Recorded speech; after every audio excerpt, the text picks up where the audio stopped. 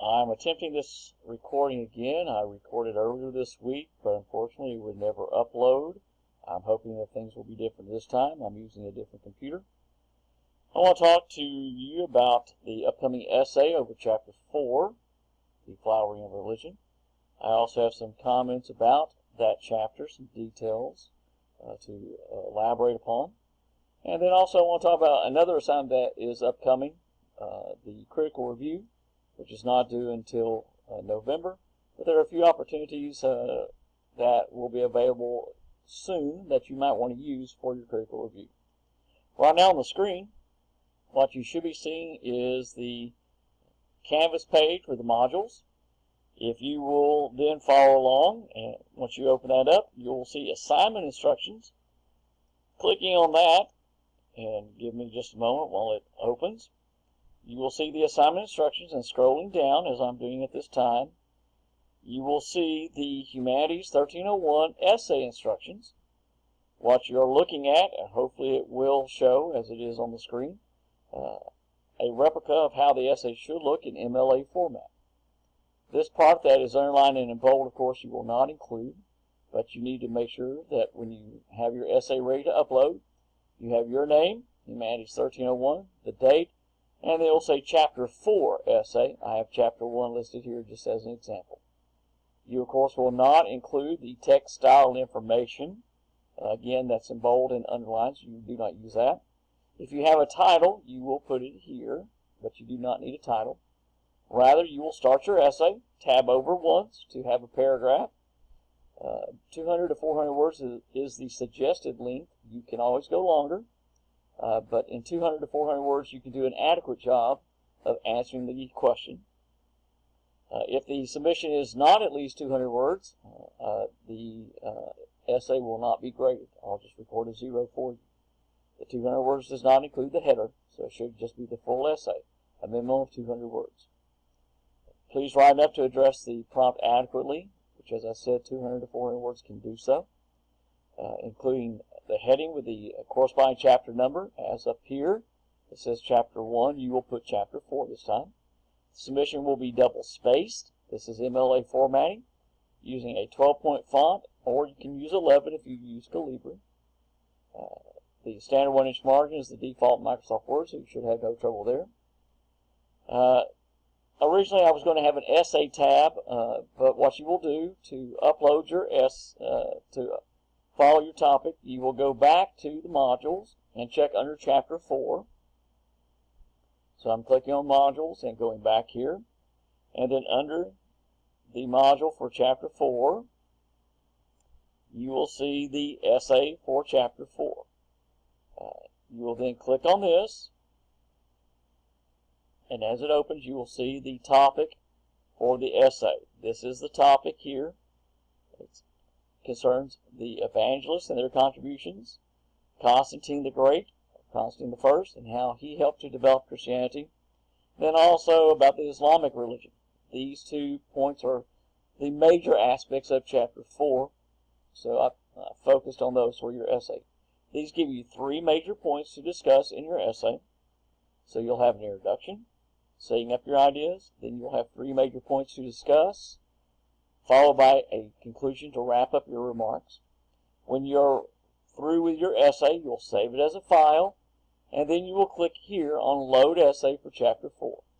Once you click on that, you're taken to a new website. It takes you to Turnitin, and at Turnitin, you will then have the assignment inbox. Mine looks a little different. Somebody's already submitted the essay. You will click on that assignment inbox, and from there you will then be able to upload your essay. So please make sure that you have this topic discussed in your essay. I had to refresh so the bar will reappear. You click on this bar. Do not submit your essay in any other way. Click on this bar. It'll open up the Turnitin window, and follow the instructions for submitting to Turnitin. So back to the modules. One more time. Again, bear with me. The computer I'm using is a little slower in connection. It takes a little while to go back and forth.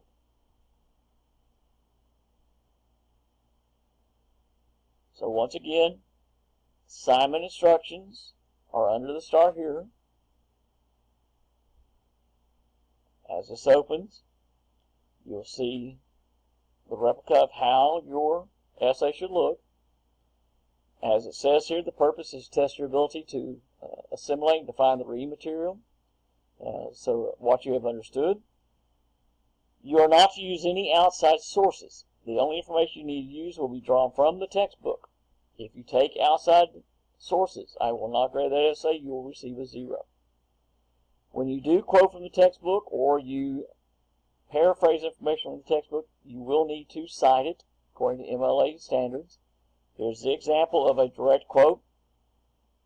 One type of megalithic structure, Stonehenge, quote, remains something of a mystery, end quote. So I put parenthesis, Sayre, the author of the book, and the page number that information is on, page 9, close my parentheses and put my period after the citation.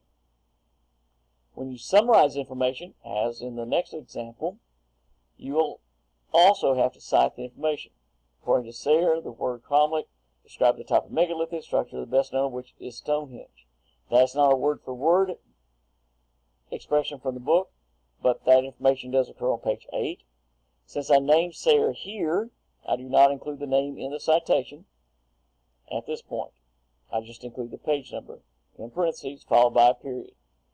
If I had not named Sayre in this sentence, if I had simply said the word cromlech describes a type of megalithic structure, the best known which is Stonehenge, I would have put parentheses, Sayre, space, 8, close parentheses, period. Please make sure you respond to the essay questions. Do not let the quotes write your essay, though. I want you to comment about the information you have learned. If you need help in writing the works cited page, I've included how it should look here. All you really need to do, you may copy, as I'm showing you highlight, copy this, and then at the end of your essay, simply paste that information. And so you do not have to worry about how to do the citation. It is accomplished for you already. So that's for the essay. Hopefully you are working on that, looking at the topic, and paying attention to what it is that you're asked to understand. Going back to the modules, I'm going to close out the Start Here module and go down to the critical review, because I do want to talk about it also. This will be an essay you will turn in later this semester. It is not due until November 25th, although you may turn it in earlier.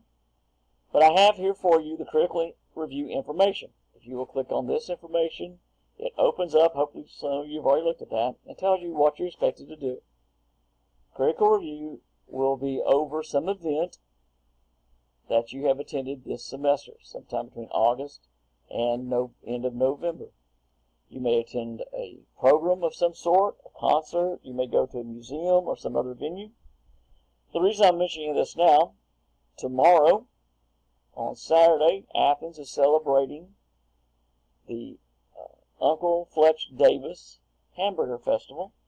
Athens prides itself on being the home of the hamburger, although there are other places that argue they are the homes of the first hamburger. But Athens claims to be the home of the hamburger, and so each year Athens has a festival. This festival qualifies as a cultural event. So again, I list several different kinds of events you may go to. What you're expected to do in attending this, you're going to discuss what it is that you have recognized. Particularly, you're going to explain how the event, the activity, the festival, etc., reflect the values, the heritage of a given culture. You're going to discuss the outstanding traits that are presented in this particular event or show or activity or at the venue. You're going to talk about what those traits are. You will not talk about how you liked it, how you wish you could have gone to it. That's not what this review is about. This review instead is over some other aspect, and it is focused upon instead what the values are, the details of the culture that are being reflected. And you will focus on the positive and negatives, or as I listed here as light and dark. And at that time, you will, of course, also discuss the key details. You're asked to compare this to maybe other activities that you have studied this semester. So you'll connect it to activities, events, artwork, etc. that has been covered in the different chapters. If you go to a particular museum and you observe artwork of some sort, discuss what school of art that represents, what style is being presented, and you will discuss other details, what the art, how that art reflects the values of a particular era. So these are the details I want you to cover. To help you understand further what the critical review covers, I have included the criteria that are used to grade your written review. First, you do have to submit proof of attendance. Proof of attendance will be submitted in addition to the actual essay. I used to have them attached to the essay, but Canvas and turn it in, accepting images doesn't work as well. So I have you submit the image separately. If you do not turn in a proof of attendance, I will be subtracting 5 points from the development of highlights section. What you are asked to do is, of course, follow proper MLA format, not plagiarizing. Plagiarized submissions will receive a 0. You are to use 12-point font, etc., double-spaced. You are to offer an introduction specifying what the event was, what you attended, why you were drawn to this particular one, and what it was that you were expected to see or do at this particular event or venue that you attended. You're going to focus on several key highlights, not saying that you saw this particular painting or that you went to this particular site and saw 2 or 3 different areas, but you're going to discuss what those are, how they connect to the actual event, how they reflect the culture. You're going to further explore those and discuss those. You're going to discuss how the overall event either has influenced culture or is a reflection of culture. You will discuss how it is a particular significant or landmark event. You'll also, again, as I said earlier, discuss positive and negative aspects that you have observed, the light and dark, what it shows about man's culture, what we have as humanity accomplished. You'll then discuss about any flaws you may have seen. For instance, sometimes when you go to some museums, it's very difficult to get close enough to see the artwork because they're trying to protect it.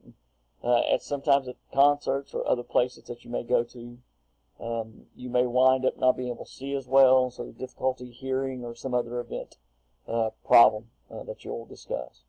And then you're going to discuss your overall impression at the conclusion.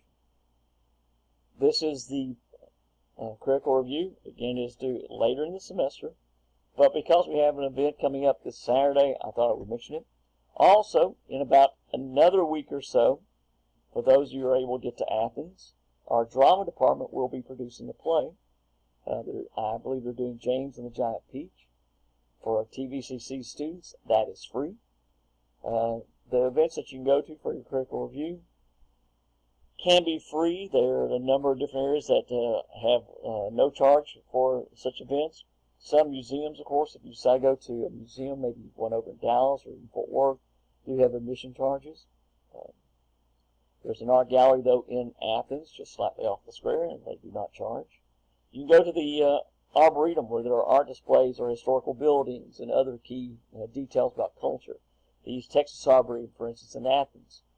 They have a nominal charge, not very much. As it says, though, you're not to go to a movie and use that for your review. We want you to do something else so that you get to, as it says, get out of your comfort zone. So this is the review that I want you to do. I hope that this will give you some ideas and key points of what it is that we're expecting you to be able to do. In regard to the Chapter 4 essay, what we are looking at is, again, about the flowering of religion, as it states. One of the parts that I have posted for you is this particular map that illustrates the spread of religion. Hopefully some of you had a chance to see this. I'm opening it up now. I hope. We'll see if it opens. Again, the connection that I'm using is a little slow. So it takes a little while for this to open.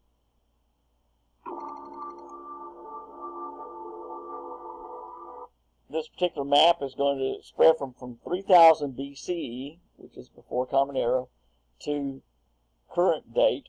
CE, Common Era. It does include a year 0. However, there is no year 0 really. They just use that for this particular display. You will see that they start with the spreading of Hinduism first, and how it began spreading throughout the Indus River Valley and throughout areas of India, also areas of Pakistan and Afghanistan, until it covers much of that era of East Asia. Then you also have Abraham's birth here, and eventually we will be having the spread of the Judaism, the Hebrew religion. This is the growth of the empire. You'll see it shrinking away when it's conquered, taken over by the Babylonians. Meanwhile, Buddha is born, and you have that spread of Buddhism that is in a similar area to where Hinduism is. Meanwhile, we of course have the birth of Christianity, and it will start growing, and you'll start seeing it spread. It will spread particularly quickly, along with Judaism throughout Europe, after the Romans in 70 AD destroy the temple, and in the diaspora, or the diaspora as it is called, force the Jews to leave the area of Judea, and that area has been given over to the Arabic people who were living in that area. The Jews are forced out, so are the Jewish Christians, and they take the religion with them. The Christians, who are originally Jewish for the most part, find that they're not accepted in the Jewish community. They're not accepted by the Roman community, so they have to find other areas, and they start communicating and setting up business practices with others in the different areas. You'll see in this area what we consider the Middle East.